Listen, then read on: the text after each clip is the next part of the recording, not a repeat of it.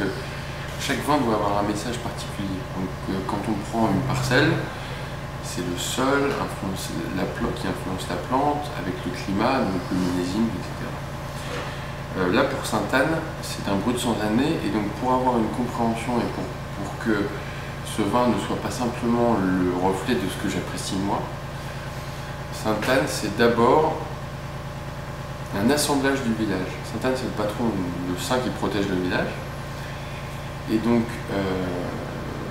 par ce nom ça signifie toutes les parcelles de mon village sont dans ce vin. Et donc ça permet de comprendre non pas une seule parcelle, non pas un seul sol, mais un assemblage ou plutôt une combinaison entre les différents sols, les différents cépages du village. Ce qui est intéressant dans ce vin, à mes yeux, à mon goût, ça n'engage que moi, c'est qu'on a une espèce de texture qui est légèrement amendée, briochée parfois, et qui vient signifier tout simplement le mélange entre les sables et les argiles du village. Et en fin de bouche, ou souvent sur la longueur, ce qui vient donner le peps, ou plutôt pas l'acidité, mais la fraîcheur du vin, c'est la légère amertume. On a une légère amertume qui est en fonction du millésime plus ou moins importante, en fonction des vignes aussi qui sont dans l'assemblage.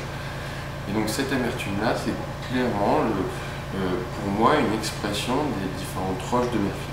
Parce que cette amertume n'est pas une amertume qui vient d'une cuve, c'est une amertume qu'on retrouve après les fermentations rapidement, qui vient des sables du village.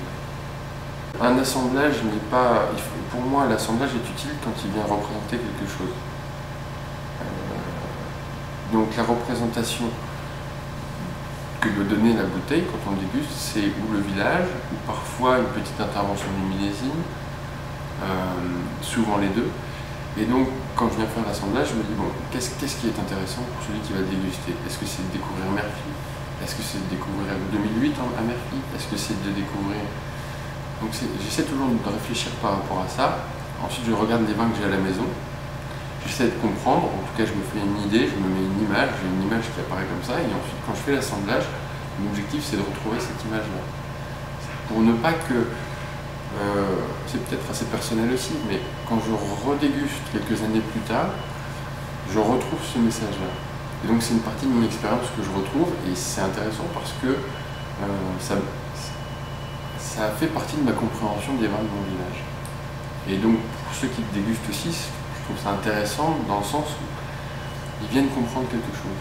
On va comprendre ou un terroir, ou un millésime, ou les deux, ou parfois un cépage, mais le cépage est souvent péjoratif, parce que ça veut dire juste que c'est une variété de plante qui a donné un fruit qui n'a pas été influencé par le message du sol, par le message du millésime.